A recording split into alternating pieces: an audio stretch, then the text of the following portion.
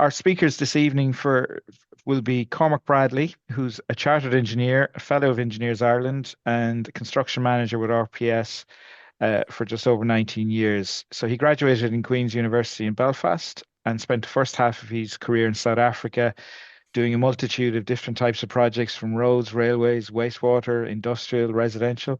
And then when he came back to Ireland, he's gained experience in water mains, remediation, landfill projects, and even worked in the Dublin airport for a period. He'll be joined by David Conran from RPS, who has 25 years experience in project management, leading the management of large multidisciplinary projects in utilities, aviation, and the public sector. These projects include significant infrastructure projects, delivery for clients, including Airgrid, Arriva, Port Namona, and various local authorities. David has a significant experience in managing large complex projects in the environment and the civil engineering sector, and he leads teams of up to 100. And they're joined by Damien Ryan, who is the project manager for this project from Wills Brothers.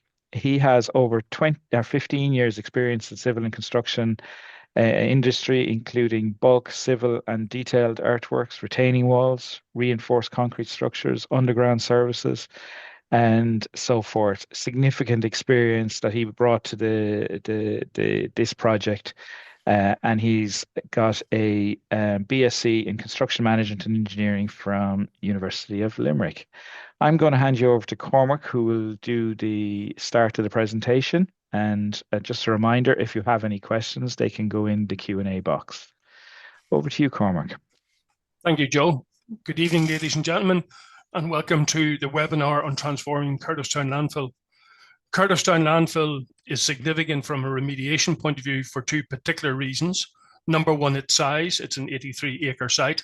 And number two, because of its checkered past. It has had difficulties in terms of the actual management of the site, and then subsequently became the subject of EPA scrutiny, who ultimately shut down the site.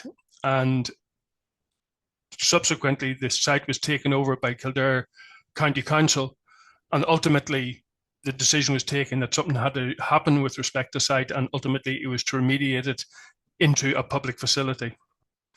Okay, so the specific objectives of the project were, number one, to remove the removal of risk to public health and safety, a reduction in the environmental risk of the site to an acceptable level, delivery of remediation solution which is acceptable to local community, a specific program of remediation within a specified period of time, and its integration from a sustainability point of view and a sustainable design perspective in the provision of just not only the remediation works, but the ultimate operation of a multi-use public car park or public park.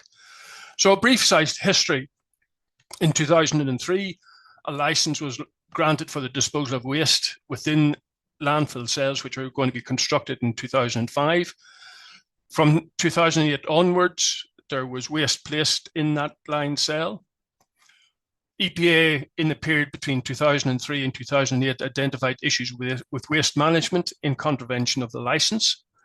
In particular, there was no management of landfill gas and no liners to control where the gas went. And there was simply mounding of waste imports. There was no attempt at segregating waste within the site. An application for a second license was registered in 2006, which was ultimately granted. But then by 2010, the facility had ceased trading, and the site became subject to vandalism. Between 2010 and 2015, it came under the control of the EPA. And within that period, an underground fire broke out in 2011, and many people would be familiar with the headlines with respect to that underground fire. And then in 2015, the site came under the control of Kildare County Council. So this is some of the imagery from the fire in January 2011. While you can see firemen trying to apply water at surface level, the reality was that the actual fire in 2011 was an underground fire, and overseas resources had to be brought in order to get the fire put out at substantial cost. This is a view of the site post-closure. You can see it's a Google image from 2013. Some of the statistics to bear in mind: it's an 83-acre site. On the boundary, it shares a boundary with 2 private residences and the Naas Golf Club, which is in the northwest of the site. It's to the south and the west, it's bounded by the L2005, and it's bounded to the north by the Kerdiffstown House, which is a facility that's owned, that has come into a bit of in the public domain recently. It's a Father Peter McVerry administered facility. Some of the media headlines that were associated with the Kerdiffstown landfill. So in 22nd of October 2010, RT carried a headline with reference to the investigation into the County Kildare landfill fire. You can see the pictorial image. That was the first fire that was above surface. That was within sort of structures that were at surface level. If you look at the next headline, underground fire rages at the Kildare landfill, 26th of January 2011. That's the one that took the overseas resources to actually get the fire put out. Kildare residents move as landfill burns, 27th of January 2011. Subsequently, in the Journal, 18th of February 2011, firefighting ends at Kildare landfill. And then in terms of some of the subsequent coverage of the history of the landfill, firemen at Kerdiffstown landfill, which featured in the Irish Times the 20th of October 2015. So as you can see from the headlines and where the publications in which those headlines appeared, this wasn't just a local issue. This was something that was attracting national attention for very obvious reasons.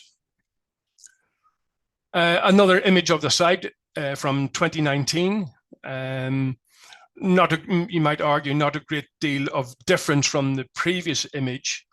The motorway that you see there to the south and east of the site is the N7.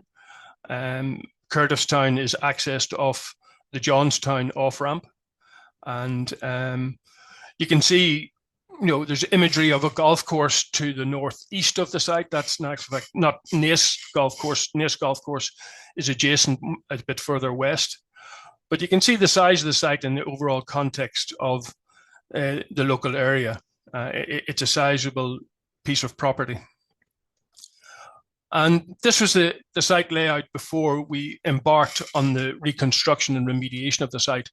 You can see that there are specific zones that have been identified, and these were used in the subsequent identification of the works that were going to be undertaken as part of the remediation process.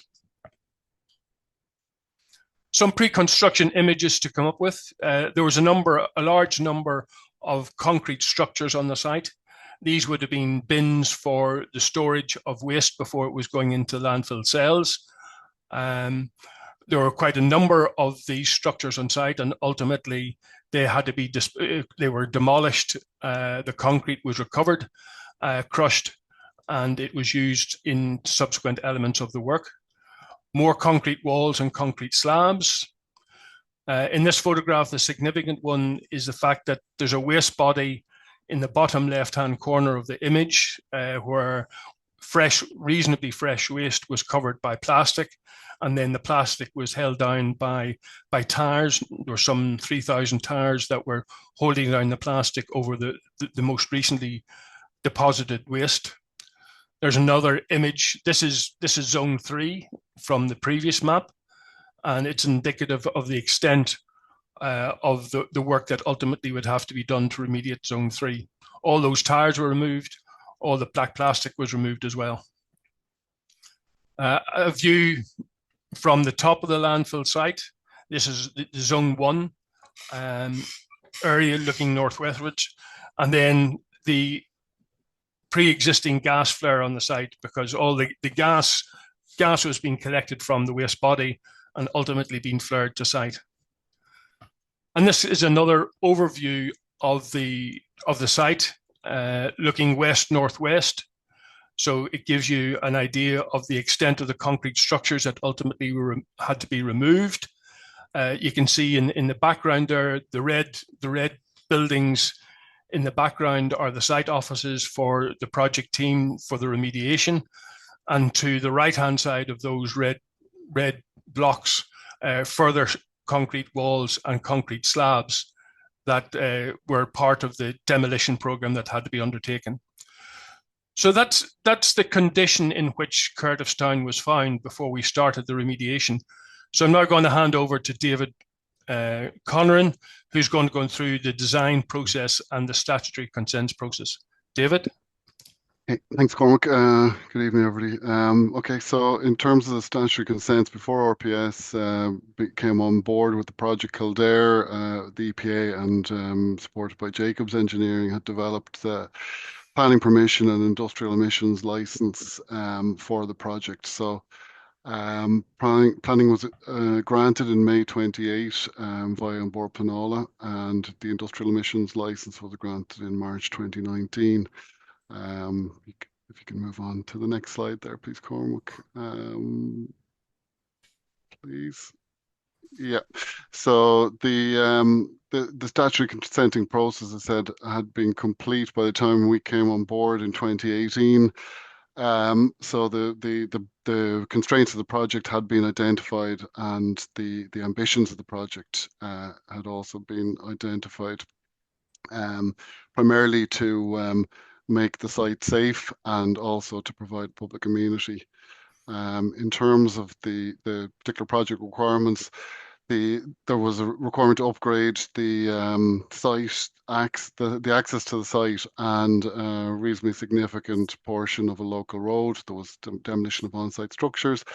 The landfill remediation portion of the site was obviously the most important part of it, and then the development of a public park on top of the landfill, albeit the landfill being the most important part, and public safety and making the site environmentally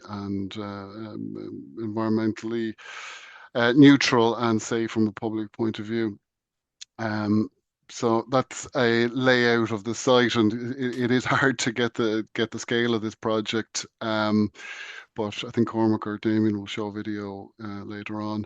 In terms of topography, the site varies from approximately 82 meters OD at the lowest point in the kind of southwest where the ponds lie, up to 115 meters OD. So there's like a significant variation in the landform. The vast majority of that large mound to the north is waste. Up to 3 million cubes of waste is believed to have been deposited across the site during its lifespan. So if you can move on there, please, Cormac. The project was then tendered publicly via an open procurement procedure, and RPS were successful in it, with Kildare being the project, the client, and DCC the funder. So the services that we tendered or were providing under the project were PSTP services, project manager services, designers, employers representative, and construction services, supervision services. So various other entities were involved in delivering this project successfully, including Wills Brothers as the main contractor for the main works, supported by a number of key specialists: IBSL for the landfill gas specialist, ETS lining specialist, EPS were the MICA specialist, and then Avara and Browns Brothers landscaping, playground, and PST did the playing pitches. They were the specialists involved, and then we had advanced works contracts, and a number of parties were involved in those as well. So it took a lot of time and a lot of different companies and experts involved to get it from the condition that Cormac outlined above as a hazardous site to the public amenity that it is today. So we developed, the project was developed under the Capital Works Management Framework, and we were appointed from stages 2 to 5. Because of the scale of the work involved, we decided to deliver the project using a project controls office with project controls team, project management team, and then relevant experts in the project execution team. So we had very clear timelines in terms of the stages, the requirements, the participants, and the durations for each of these, and we monitored closely with the client. Because of the nature of the project, we took a risk-based approach, reviewing risk at key stages, and regularly updating, carrying out workshops with ourselves and the client and the contractors to try and identify design risk, construction risk, schedule risks, and try and mitigate the risks where we can. So that was the kind of approach we took to the project. So in terms of the design, there's various aspects in the project scope. So obviously we don't have time to go through all of them, but um, geotechnical structures, landfill remediation, water services with roads upgrades, landscaping. There was a reasonably large directional drill across the N7, utilities, sports pitches. So a little bit of everything in terms of design across the project, which I suppose the nature of the project in itself was probably the biggest challenge, because the ground conditions, even though there'd been quite a lot of investigative works carried out, it was still so variable from 1 meter to the next. It was very difficult to foresee what kind of ground you could get. So that was probably the biggest challenge in the project itself. Other challenges that we had, or we identified as we got into the project, were the fact that it was a licensed site. We had an EIAR to comply with, and also an industrial emissions license with very strict limits. There was active gas and leachate and surface water collection systems, which had to be maintained throughout the duration of the project. So you had to keep them alive while you moved them and installed new systems to overtake the existing ones. There was a number of neighbours that were very proximal to the site as well. Third parties in terms of, I mentioned crossing the N7, so we had TI, we utility providers in terms of HKR and the ESB.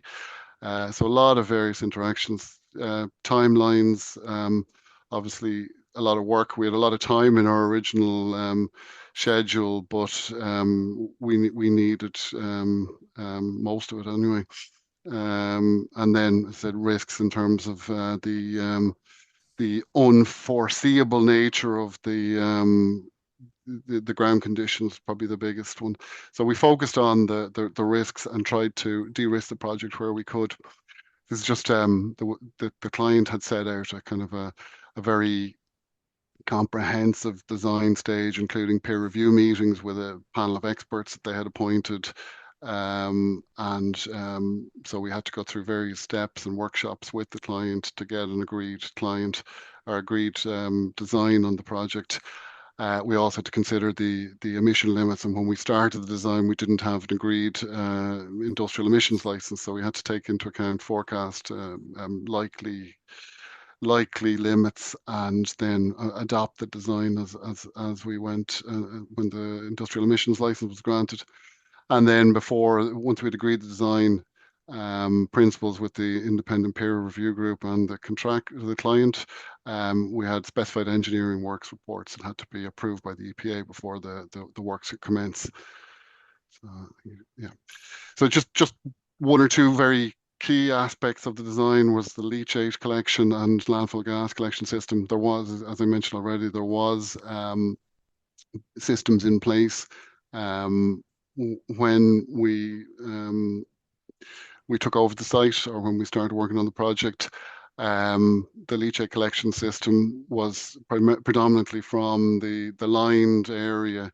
So it was collection via pump and tankering to wastewater treatment plant, Ishgare or Irish Water at the stage, wastewater treatment plants. So the design for that, for the leachate collection system, involved installing collection wells in the lined and unlined sections, leachate collection systems, knockout pots. We had raw leachate balance tanks. There was a methane stripping plant, a polishing filter via reed bed, and then ultimately storage of a number of days treated leachate on site, which was then discharged to the municipal wastewater treatment system and Johnstown pumping station, subsequently to the Upper Liffey Valley Regional Sewerage Scheme. So there's quite a lot of engagement with Ishgare in terms of discharge consents, etc., and that, but also in the design of the system itself. The landfill gas system as well was similar. So just this is demonstrating that we had a number of different scenarios to consider. We had normal operating scenarios. If you go back up there, Cormac, just one or two. Yeah, so normal operating conditions where it discharged through the treatment process to Johnstown pumping station, which you could only do at night time because of constraints on the system at the time we got the discharge license, and I think they're probably largely alleviated by the Ishgare and upgrade works. And then in the circumstance where there was an issue with either the quality of the leachate and we couldn't discharge to the pumping station, or the municipal system wasn't available, we then had to design a backup system where the leachate could be stored within the landfill itself, then could also be recirculated, and then ultimately tankered off site when you exceed the storage volumes. So you can move on there, Cormac, please. And that's just schematics, P&ID. So one small aspect of the project. There's quite a lot involved, and we had similar issues across the project, similar design aspects. So if you can move to the next one, Cormac. So some of the key risks. Listen, I'm not going to go through them all, but geotechnical, I've mentioned materials, availability of materials is a key issue. We couldn't bring any material from the site except hazardous material defined under waste legislation. So we had to bring in the true spirit of sustainability in terms of reduce, reuse, and recycle. So the earth-earth balance was critical. We also had a very strict limit on the amount of material that could be imported under the license, and there was no deviation from the EPA. So we were monitoring our materials very, very closely during the construction period and during the design period to make sure we got the balance very finely. The material is very finely balanced. Obviously impacts on third parties. There was significant archaeology in terms of medieval church, which I never knew of, is right adjacent to the site, of almost within the landfill itself. And then items like ATEX, the landfill liner itself. There was a reduced cover. Normally, landfill liners would have a metre of cover. There was a reduced cover of half a metre, which is great from a sustainability point of view and a cost point of view, that you don't have to bring in all that material, but it poses a challenge in terms of the actual detail of the lining itself. So we had to overcome some of those issues, and then the issues of differential settlement between different structures in the site. So if you move on, Cormac, so there's just a few of them. In terms of the project schedule, we de-risked that by proposing or developing advanced works contracts to reduce the risks and remove some of the activities from the critical path. The geotechnical unforeseen ground conditions, obviously we carried out some additional investigative works, but it still wasn't possible to cover every inch of this site, even with geophys, just due to the variability of the site. So we proposed risk sharing with the contractor, identification of hotspots, and it came through discussions with contractors during the competitive dialogue process. Slope stability, we carried out monitoring of the existing slopes, and then due to the nature of them and the unstable nature of them, we proposed to modify them from the original design to a safer design. Earthworks I've mentioned, and then archaeological testing to de-risk the archaeology from the main contract. We carried out some key archaeological testing in advance.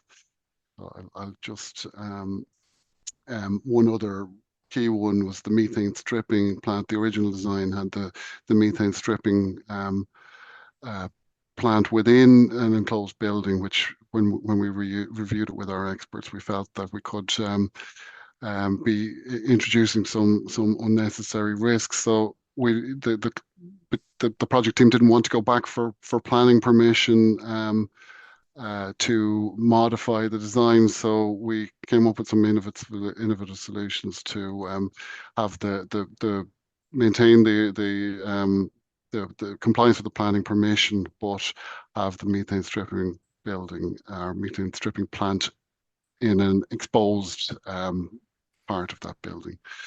And differential settlement and liner penetrations, etc. So detailed design and consideration and risk review and cautious design. This is just going through the various zones, the key materials and the kind of cut fill balances that we had. So I won't focus on it, but we regraded a significant amount of the slopes, which we felt through experience and through monitoring were unsafe. So we regraded them to safe, which meant we had to regrade the whole profile. So the whole cap of the site had to move slightly. And there was quite a lot of earthworks modeling involved in getting this balance correct, and identifying locations within the site complying with the original planning to fulfill the cut fill balance. So the stage 3 of the capital works management framework of procurement strategy. So I think again I mentioned that we had proposed a number of advanced works contracts that archaeology, site investigation, and then we had 3 kind of works contracts to de-risk certain elements of the projects, take them offline, that we could get works packages out to the market to smaller contractors, without having to go through, which means we could work on the design of the main works at the same time. So it de-risked the overall schedule, and it proved to be a huge advantage in the end when we did get to site, and then we were hit with unforeseeable risks like COVID and hyperinflation and items like that. So schedule, as everybody probably knows, is probably one of the key risks, and moving things off the critical part was a major motivator for us in this project. So and as I mentioned, like we really focused on risk with the client in this. They were very keen to do the same, and the mitigation of same. So one of the things that we discussed with Kildare was the uniqueness and complexity of the project, and the fact that it wasn't possible to identify all the materials, all the issues associated with the site. There was still significant scope in terms of delay and additional cost due to risks like the variability of waste deposits, the potential for anomalies, contamination, hotspots. We really didn't know what was in there. There was talk of hospital waste, there was talk of all sorts of things. So it was how to address this, and there was a need to achieve an optimal risk allocation, ensure risk transfer. There was also the environmental challenge of the project, working with waste, odor, proximity to the public. The Morel River is very proximal to the site. It runs within 20 or 30 meters of it. So we had all sorts of issues there, and then constraints of a planning permission, an EIR, and an industrial emissions limit or industrial emissions license, and then because of the anticipated duration of the project, obviously the risk of construction inflation was key as well. So we suggested or agreed with the client that we would use an employer design contract, so we could carry out and be in control of the design.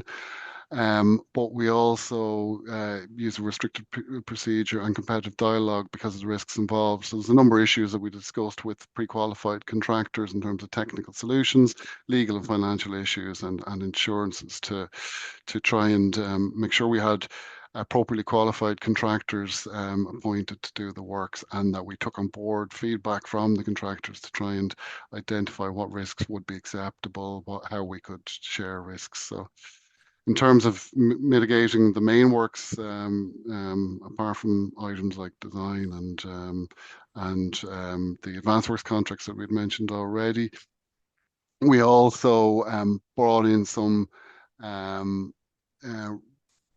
some items into the works requirements that we felt would be beneficial. So we wrote in the requirement for regular risk workshops and maintain a risk register. So the requirement for the contractor, the client, and ourselves to sit down in a non-confrontational way, discuss potential risks, identify them, and try and tease out and workshop them. So that worked really well with Wills and Kildare. The identification of specialists for certain areas like the landfill lining, the gas control, in particular operation and maintenance of the gas system. So having the contractors propose specialists as part of those for the key aspects were very important. The ownership, the fact that the operation of the landfill systems were handed over to the contractor and that the client wasn't trying to operate them at the same time during the construction period. Risk sharing is mentioned, like the ground conditions risk in terms of hotspot identification, and then monitoring and engagement with the local community. So those items were identified as mitigation measures, and then we just have, just identifying how we brought it into the bill of quantities. We wrote it into the works requirements and put it in as a specified item for regular monthly risk management workshops, so that the contractor was able to price for it. And then things like vibration monitoring, we had a whole protocol developed for various aspects. This is just one of them. So what happens in the case of vibration or other works that were likely to cause nuisance. So all those things were teased out in advance and considered. I think that might be me, Cormac, is it? Yep, that's fine. Oh yeah, sorry. There's one more, just in terms of the tender process. Yeah, we pre-qualified 3 contractors and invited them to tender, assessed on the basis of the meet tender, and Wills were selected as the most economically advantageous tender. The contract commenced November 2020 with a timeline of 54 months. So that's me. Thanks, Cormac. Okay, Damien, you want to take this one? Yeah. Good evening, everyone. You can hit play there, Cormac. I suppose as an aerial to give a glimpse of the size and the scale of the project. This drone video is quite good.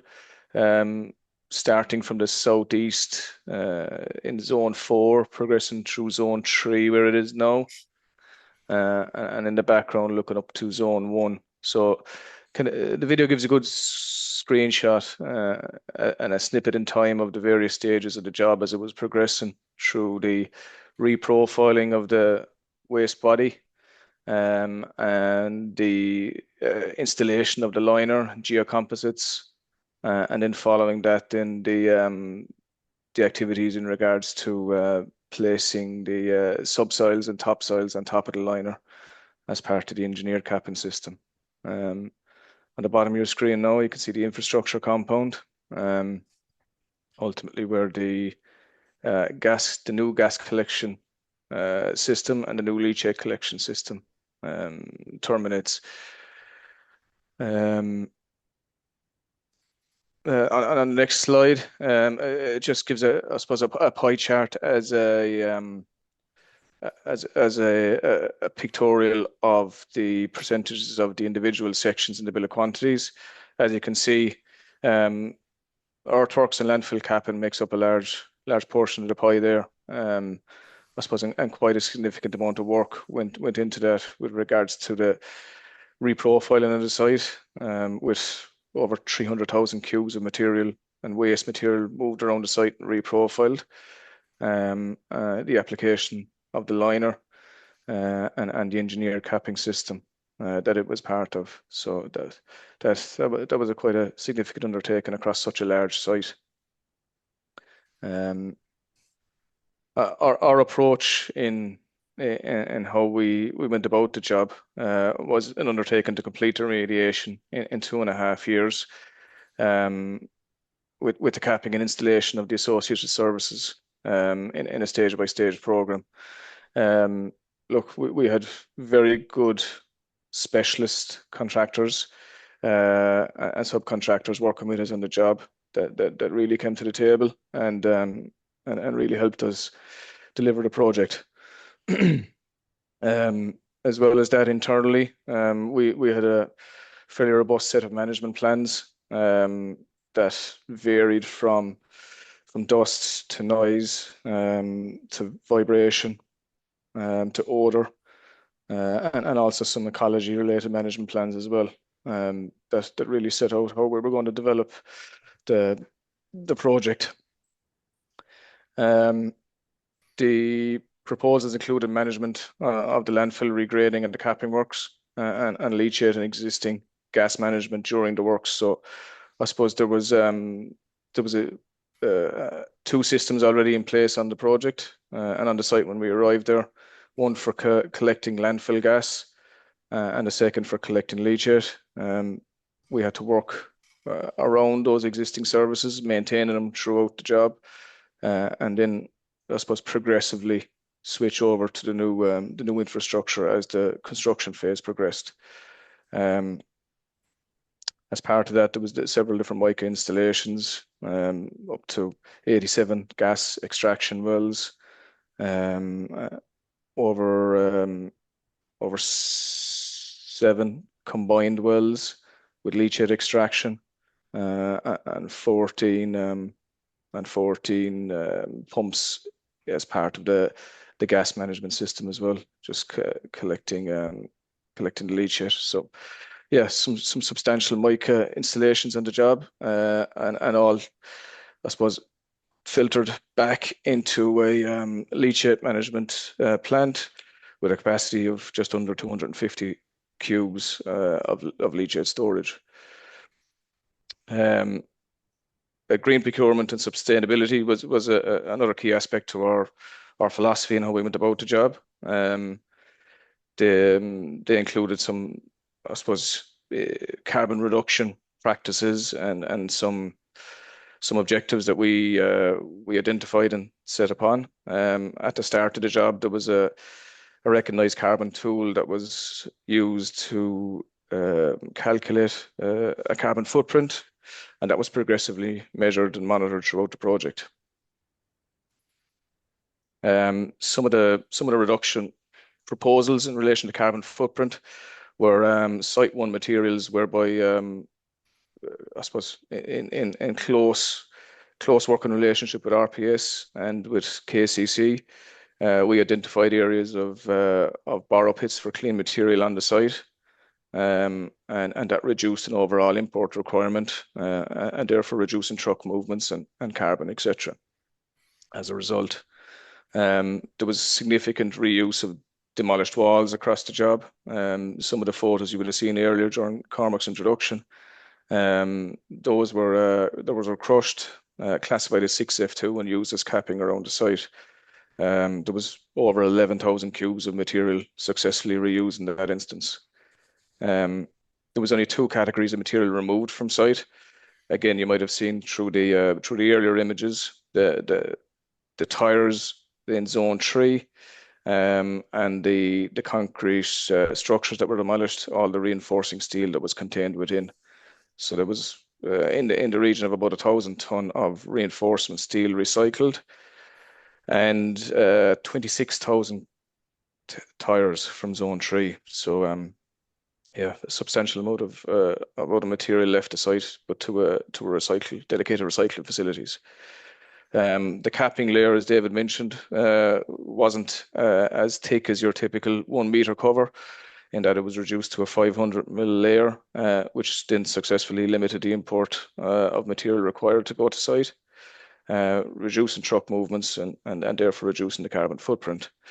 Material was selectively imported from construction sites, with a focus on trying to select those sites within the vicinity of Kerdiffstown. As part of the TM plan, the construction traffic was diverted away from the local town of Sallins, coming into the site from the east. Less impacts on the public, and meaning a lot of truck movements avoided from built-up areas. We would successfully used drone footage, drone surveys, and the propeller platform to, I suppose, really closely monitor the earthworks, particularly across the job, on a very, very frequent basis. So we would have probably flown the drone a couple of times a week, processed that data, and and again liaised with RPS throughout in trying to maximize and optimize the design. As I mentioned before, the carbon footprint estimation was developed at tender stage, and that was tracked throughout the construction stage and reported on a monthly basis.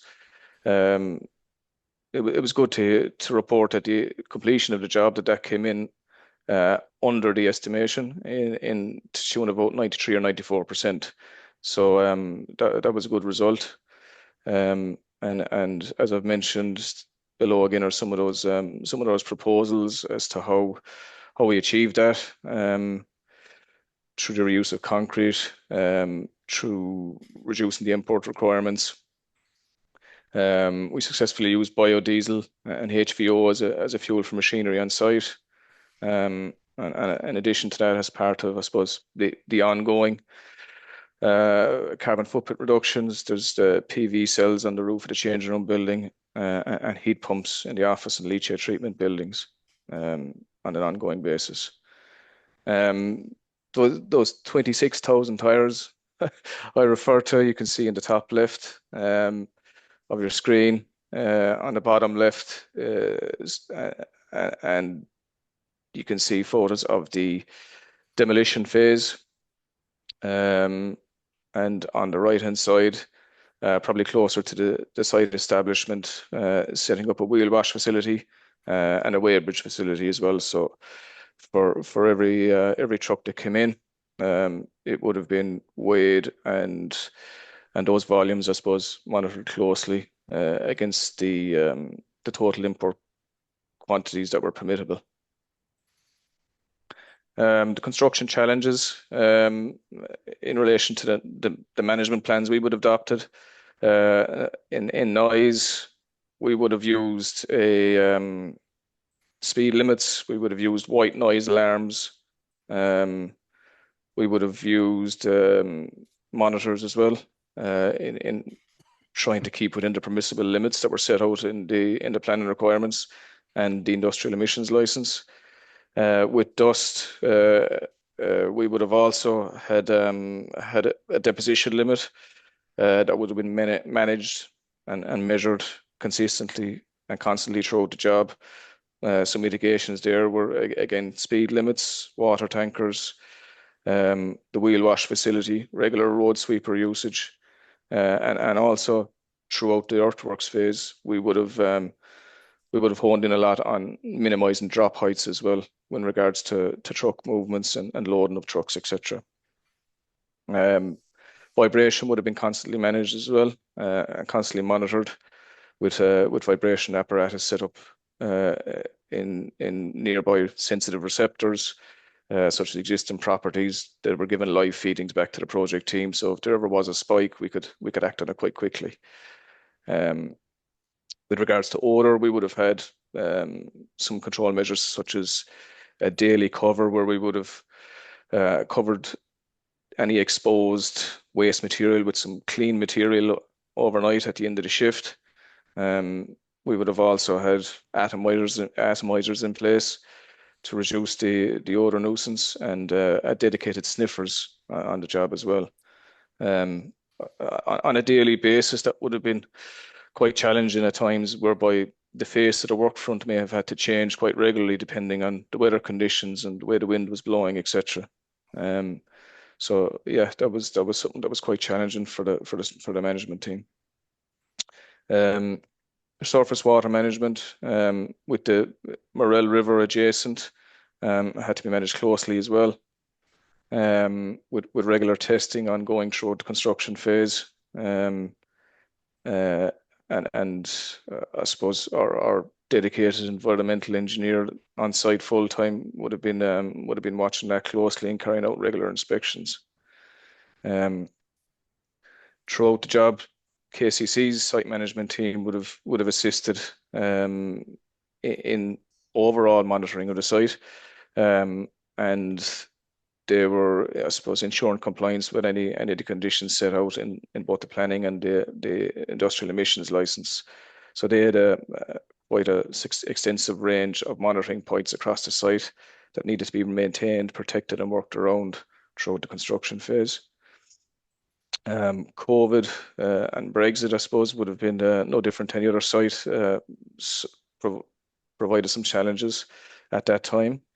Some ecology challenges with regards to badger stats, bird nesting, etc.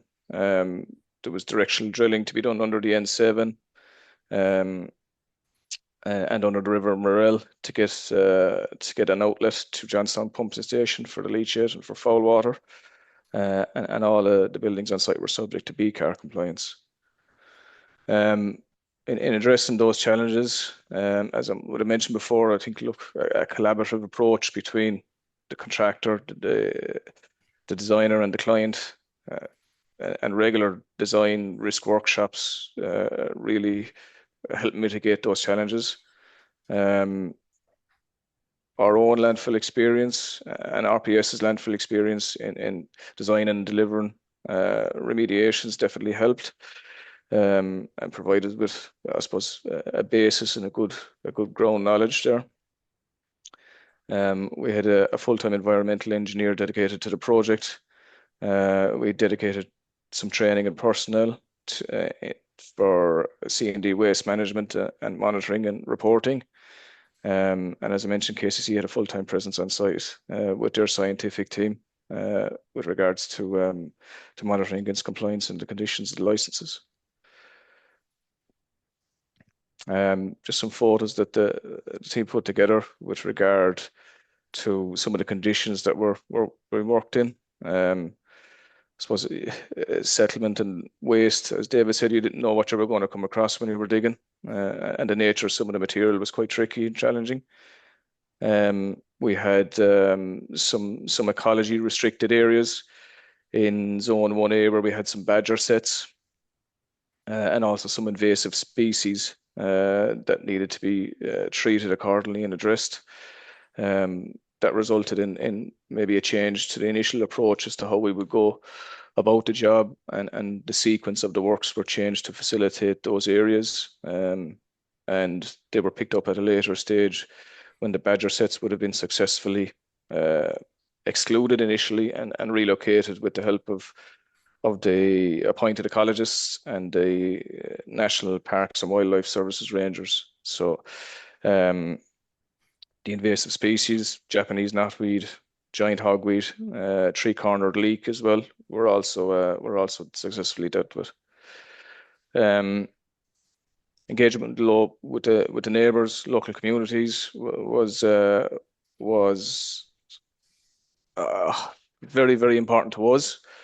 It was very, very important to the client. They made that aware to us from the onset. And I suppose there was a lot of transparency there from our side and from RPS's side and from KCC in regards to a constant communication to activities on site, to progress on the site, to upcoming works. The use of monthly meetings, the use of fortnightly look-aheads just helped, I suppose, build a good relationship from the onset, and that kind of prospered throughout the job. In respect to the risks that were there, there was a very, very, very low level of negative feedback received from the local residents, which was good. We had little to no complaints in regards to odors, in regards to noise, dust, and vibration. The QA and QC side of it, there was a strict limit on the amount of material that could have been imported to site, in that couldn't be exceeded. There was, at a finish, 127,000 cubes of material imported. All of those sources of that material, which were various sources, were all physically inspected. WAC testing was undertaken before importation could begin. Within the site itself, all of those individual sources, as I said, which there were many to make up to 127,000, would have been individually located, stockpiled on the site, signed, and as built as well, just to give a level of transparency to the whole operation, and also give the client knowledge of what material was placed where within the site, bit of traceability. The liner itself would have been installed over quite a long period over the job, and that was ongoing independent testing at all stages. There was also an extended area of lining that was agreed upon based on preliminary trial excavations. There was a strict survey control in regards to the reprofiled capping layer. The levels across the site were strictly measured before and after the engineer capping system, just to provide that level of compliance with regards to the minimum depths of cover. Through engagement with KCC and RPS, there was a great willingness there from all sides to I suppose adapt and optimize the original design to suit the in situ conditions. From a health and safety perspective, the peak level on site was probably about 150, I'd say, at the height of it. For a total, the man hours would have been in excess of 250,000. So quite a bit of effort, quite a lot of work went into the job.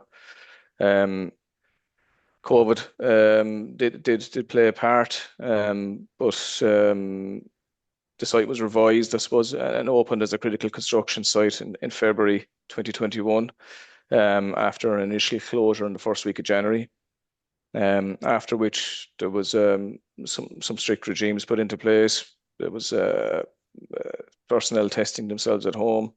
We were glad to have no mass outbreak of COVID during construction phase, which was great. In late 21, which was I suppose less than 12 months into the job, there would have been 100,000 hours without an LTI recorded. And in the 25 months of construction activity, there was 3 modest incidents. Again, some photos during construction phase of the infrastructure compound on the top left, on the bottom left again in the infrastructure compound, and in the center of the screen, the progressive earthworks operation with regards to work ahead of the liner to prepare the ground for it, installation of the liner itself, and the capital layer. Okay, Damien, do you want me to go through this one? Yeah. Cheers. Okay, so I think as both David and Damien have highlighted, there was certainly an awareness that things might change as a consequence of what we actually found on site. So there was an element of redesign within the works that were originally specified. So, for example, the slope batters in Zone 1 had to be modified in order to tie in with the northern perimeter road that was designed for in the original design. We had grade changes to the hog and footpaths, which you will have seen in the overhead footage. The actual material of the hog and footpaths changed from what was originally specified. In terms of Zone 3, there was a large amount of importation of material from within the site in order to build it to the design level that was to a particular design level. But ultimately, we decided that we wouldn't go the full height in order to protect the privacy of an adjacent neighbour, a very close neighbour. There was a surface water infiltration tunnel designed for the site, which we then needed to modify the installation because of a higher than expected water table. Some of the additional works that were initiated was the capping of Zone 1. In the original scope of work, Zone 4 wasn't intended to be capping, but on the basis of what we found with advanced trial holes, a decision was taken to actually line Zone 4 as well. In terms of the engagement with the Naas golf course at the northwest end of the site, there was an undertaking to erect a ball stop net on the boundary between the park and the golf course. And an associated item of work with that undertaking was the provision of an additional pedestrian access at the northwest end of the site. There was modifications to hardware of the new gas wells. And at a late stage in the project, we also constructed a maintenance depot for the Parks Department within Kildare County Council. From an ecological point of view, at the very start of the works, we were in a situation where there was an embargo on working within 50 metres of established badger sets. That was at the northwest corner of the site in Zone 1A. I think we all became aware of the constraints of the bird nesting season, meaning that you could only prune or fell trees within the nesting season on the basis of a prior inspection of those hedges and trees by an ecologist. Damien's referenced the treatment of invasive species, again at the northwest end of the site. There were 2 cycles of tree and hedge pruning, and there was a limited amount of tree removal. In terms of some of the mitigation measures we put in place at the start of the construction, we installed an artificial badger set, which obviously wasn't to the satisfaction of the badgers because they didn't occupy it. We had the ecologist on site to check for bird nesting and other ecological measures. I think we can safely state that the number of trees planted in the project exceeded the number of trees removed. Some trees had to be removed due to the installation of ducts and services. Others were removed due to ash dieback, and one tree actually unfortunately died as a consequence of the construction works. Other ecological measures, we built a sand martin nest on the site. It has yet to be occupied, but we cross our fingers and wish and hope that may happen. We installed hedgehog boxes, bat boxes, bird boxes, and we also installed amphibian hibernacula so that the amphibians on the site could actually sleep in comfort over the winter. So what do we believe we've generated? We believe we've generated a haven for habitats within Kerdiffstown. We've seen bird life returning to the site. We've seen mallard ducks on site. We've had swans on site. We've had buzzards flying overhead. We've had linnets. We've had robins. We've had all sorts of bird life coming back in. So it is a haven. It has actually, when you see it in summer when the wildflowers in bloom, you can actually say that, this is a site that has been returned to nature, and it's been returned in such an attractive way. There are 3 surface water ponds in the site, which is attracting the bird life, and it just adds another aspect to the overall remediation. Like many large projects, there was provision to put in a piece of art, and in terms of Kildare, and given that Kildare is claimed to be the home of St. Bridget, 18 carved stones that tell the story of Bridget and Fionn were installed around the site. It was the work of a Scottish sculptor, and the 18 stones have been carved in such a way that school children can take rubbings of them, and there's a booklet that gives the story of Bridget and Fionn as people walk through the park. Some more construction photographs. The top left corner is a photograph showing some of the ducting that's going in, and to the left of it you can see the early stages of the construction of one of the all-weather pitches that can accommodate Gaelic, rugby and soccer. Top right, you can see the pitch at a further stage of construction with its green carpet down. So it's an all-weather floodlit pitch. So the 2 full-size pitches are floodlit and all-weather. There are also 3 five-a-side pitches on the site which are floodlit and all-weather. The five-a-side pitch is also surrounded by a running track, which benefits from floodlighting as well. The photograph in the bottom left is just another photograph of the pitch construction, and the photograph in the bottom right is the construction of the car park, which sits alongside one of the pitches. In this photograph, the top left, we show a lined area with a black liner with piles protruding through it. These were the piles for the foundation of the changing rooms. So there's a set of changing rooms that service all three sets of pitches. And they're situated between the two big pitches in Zone 2. The photograph in the top right is the office building for the landfill scientific team, who still have an obligation to monitor the site and manage the site in terms of the EPA license. The photograph in bottom left is the photograph in what is sort of zone 2 extending outwards to Zone 4. And this is the area where in the earlier photographs we showed a lot of the concrete walls and slabs. So those were some of them. All the walls were removed. The slabs were kept in place as a sort of a foundation of sorts to the underside of the pitch C, which is where the machines are sitting in that photograph. Pitch C was constructed in that location. And the photograph in the bottom right-hand corner is the northern slope of Zone 1. You can see the inclined surface of the waste body. You can see surface water drainage running at the toe of that. There's also a perimeter road to the left of the manhole. And then the blue fence on the extreme left is actually the boundary between the park and the adjacent property.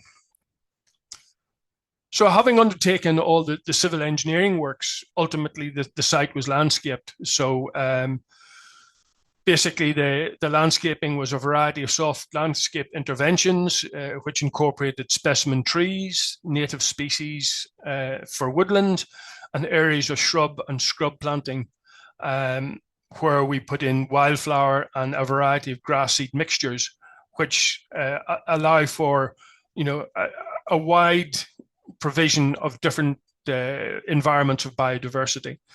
And as you will have seen from the aerial photographs, the park is actually maturing in accordance with the planted intention. So these are just shots. The second photograph in middle bottom, if you like, with the water, that's pond 1. That's one of the surface water ponds up at the northwest end of the site.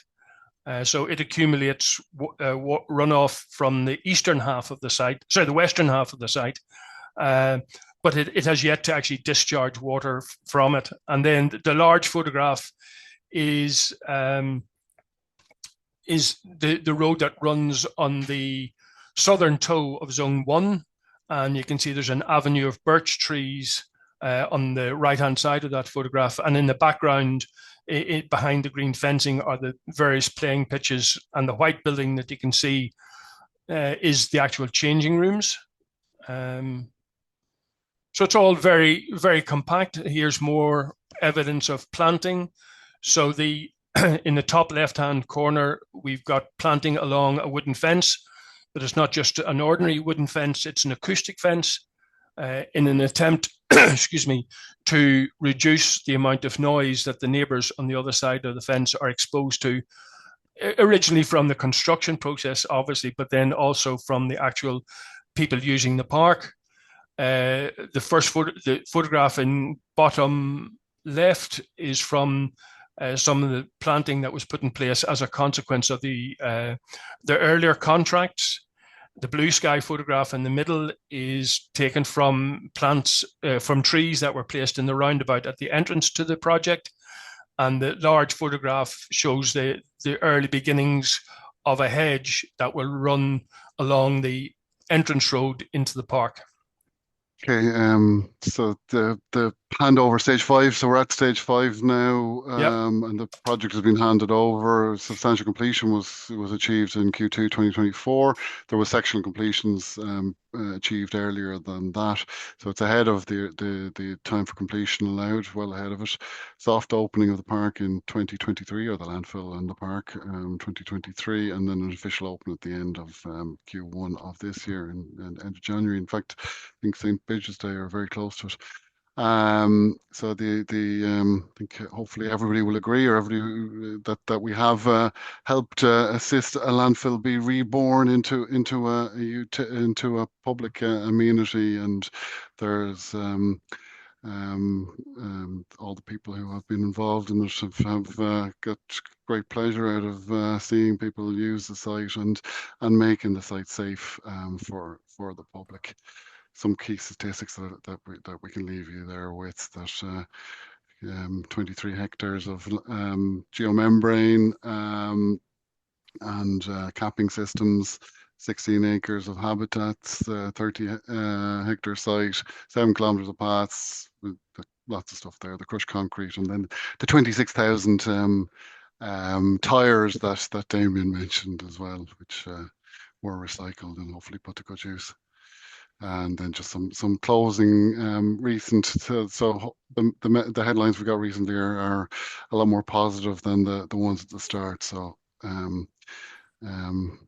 hopefully it goes from strength to strength in Kildare. Keep on promoting it and progressing activities in the site. And just a few images to close out.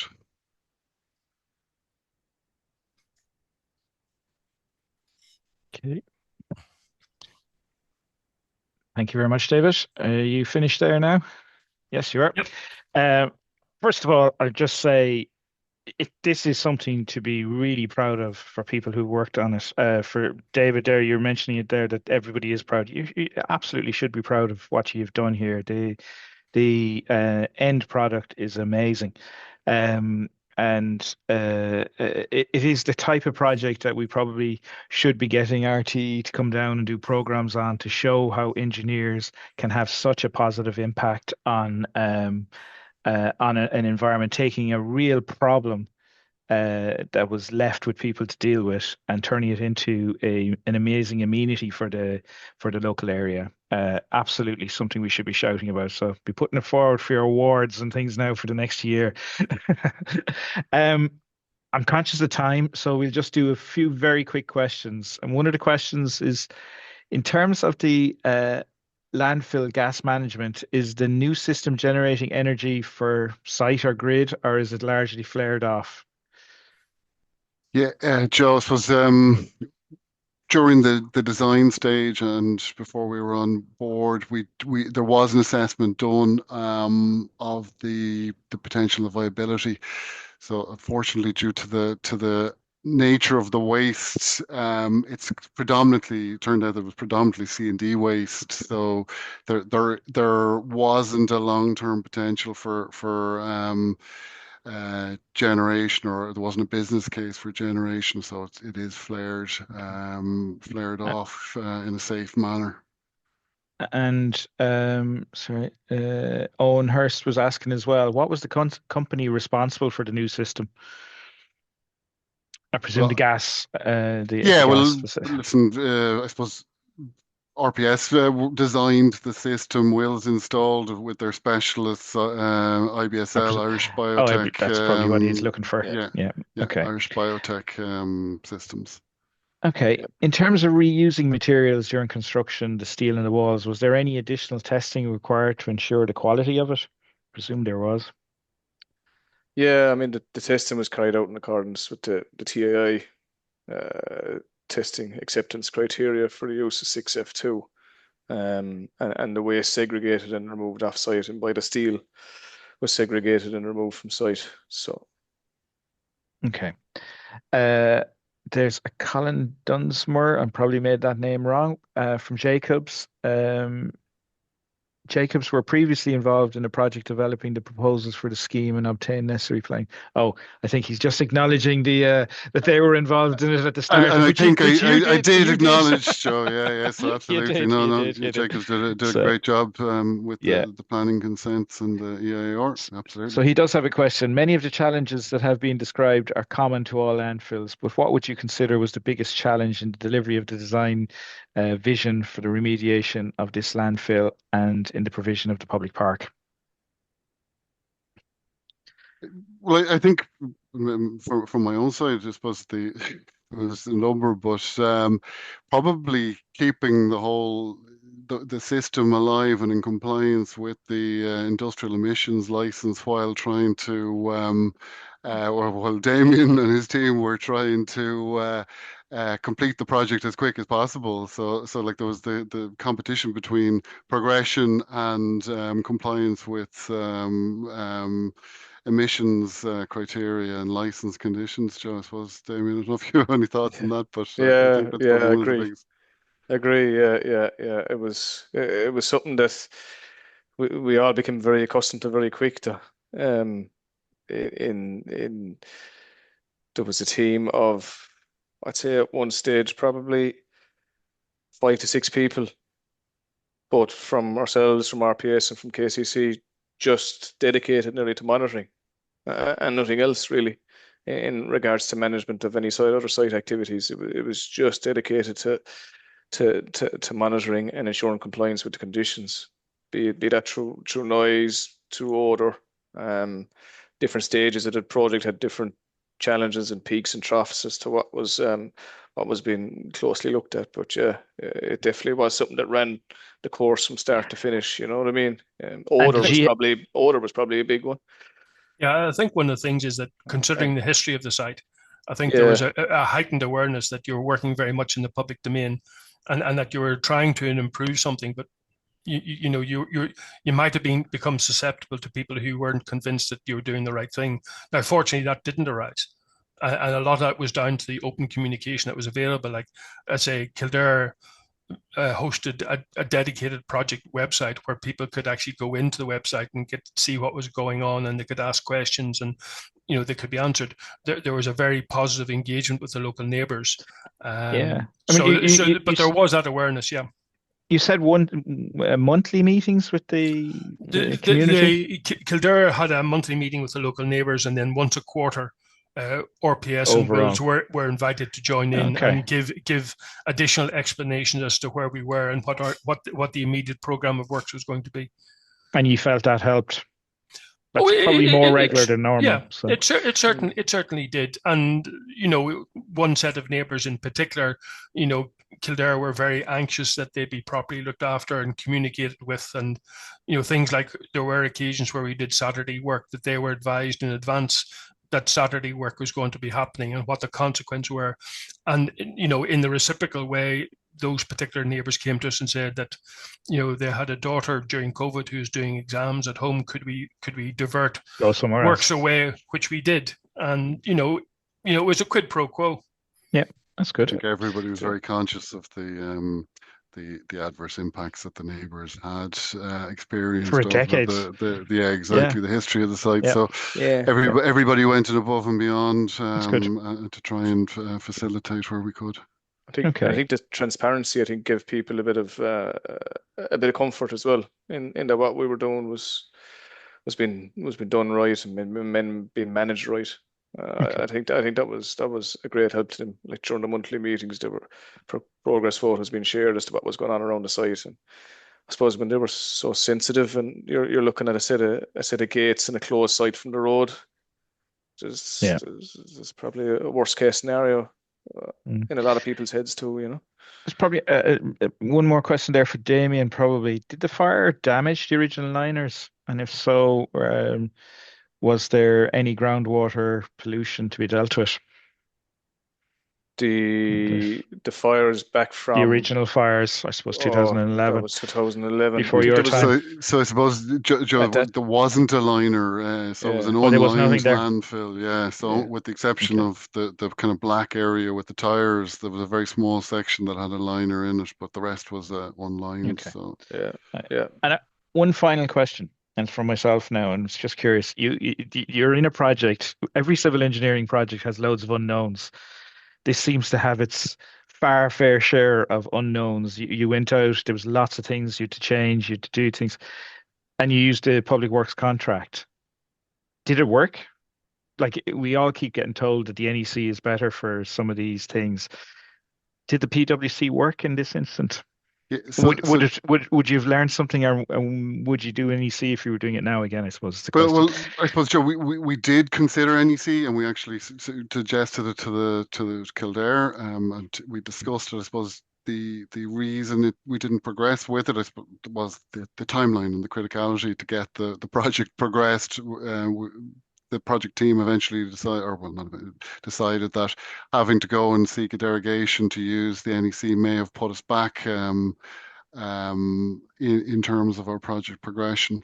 So we tried, and I think some of the risk focus that I mentioned in my section, we tried to implement some of what we felt was the benefits of NEC in terms of the risk workshops, the early warnings. We didn't have the full structure, but we tried to pick some of those key aspects, bring them in, put them into the works requirements, put them into the bill of quantities. So it was clear to the contractors. We had identified it during the competitive dialogue process that we wanted this kind of collaborative approach as much as possible. And we possibly were lucky with the team in Wills as well, that they were open to the collaborative approach, and it was there was a very positive attitude in terms of we knew there was going to be unknowns. We met regularly to look at them. We met regularly to brainstorm how we were going to deal with them if and when they did arise. So yeah, I think NEC may have been more beneficial. Would we have got a better result? I don't know. Luckily, You made the PwC work in this we instance, by did, the yeah. sounds We of it. kind of and maybe the team and the time and all sorts of things went well. Some of the risks, like in terms of the types of material that we expected, it wasn't great, but it wasn't as bad as it could have been. So Yeah, some of the the 1,000 cubes of medical waste didn't arise. So we didn't have yeah. those kind of really really big risks that could have come and scuppered everything. So we were And lucky. rather than, I know you're probably not everything is signed off, but was program and is everybody happy with the program and the outturn cost? Is there reasonable satisfaction among everybody? Yeah, we're just writing the final account at the moment. I wouldn't say anybody is ever fully satisfied with everything, but Yeah, that's what you're getting as part of an agreement, isn't it? yeah, Everybody is reasonably satisfied. So yeah. we were below budget and Uh, under the original program as well. yeah, So agreed. Yeah. Same from our side. Yeah. Excellent, I think excellent. the job went reasonably well. Good, and it looks fabulous. I think that's Yeah. the one thing. And I know, David, you mentioned you're from the location or from the area or were from the area. So like it must be great to have something that you can be so proud of in your local area that you've achieved. So, yeah, and I think, absolutely, and something that's yeah, not buried and carrying waste in it all the exactly, time. exactly. And So it's Damien, you also mentioned you were very proud. The people who worked on this were very proud, and I think Yeah. that's the best thing to get out of a project like this, to have the pride in It, what you've achieved. And thanks for sharing it this evening with us. It's a really interesting project, and hopefully you get to hang around there or whatever in the next while with your families and see what you've done, because most of us never show our families what we've done. yeah. thanks very much, John. Thanks for No. your time. Okay, Cheers. thank you very much, everyone.